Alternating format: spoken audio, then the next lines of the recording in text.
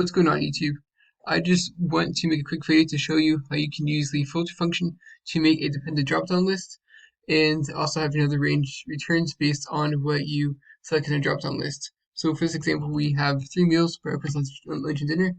And the way you can change in this list changes based on this cell right here. So as you can see, if I select breakfast, you can select eggs, orange juice, and pancakes. And if I select dinner, you can select spaghetti, bread, and water.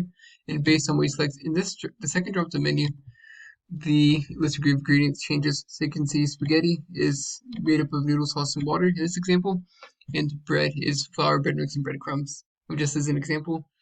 With that being said, please like, subscribe, and comment. That helps the channel a lot, and please let me know what you think. So to start off, I have the data copied and pasted in another cell. And there are two components: the data, which is this, which is what I'm going to do the calculations in, and the interface, which is what's going to be referenced to. So as you can see, there are two tables.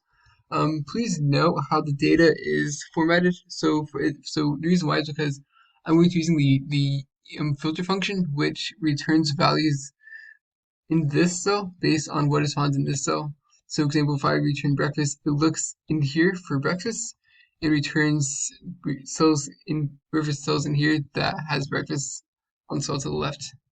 So the first things first is to use the unique function to create the initial list. In this, what this function does is this is a numeric formula that's in Excel. It's new to Excel 2019, and what it does is it returns the values that are unique to the range into these cells. The key argument is the first argument, so just the range that you're looking to find. For this example, and as you can see, breakfast, lunch, and dinner are the unique values, so that's what is returned. Then I'm going to go in this cell right here and make a list based on the unique function. So to do that, I go to data validation, and I'm only going to allow a list with the source being the cell that I put the unique function in, right here. And then I'm going to use the hashtag symbol to indicate that the cell spills. So basically, that the formula just spills into other cells, and which is important because that allows the range that is returned to change using these functions. So as you can see, I have the first list. So now I'm going to use the filter function to make the second list. So the array, using the first argument, is the values that you want returned.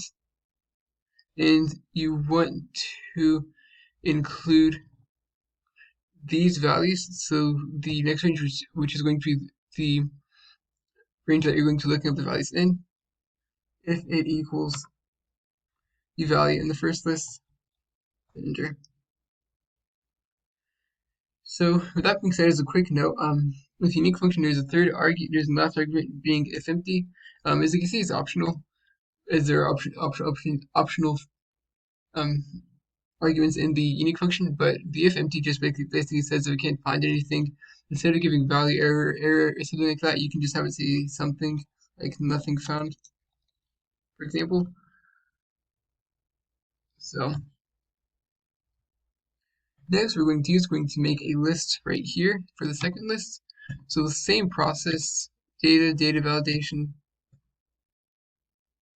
the source being equal to the cell that I put the value or the formula in. Use the hashtag sign again because it spills.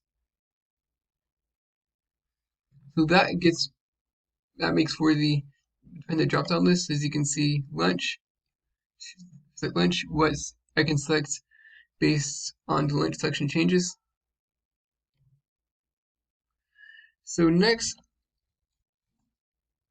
Alt H MC, Alt H B, then Control B.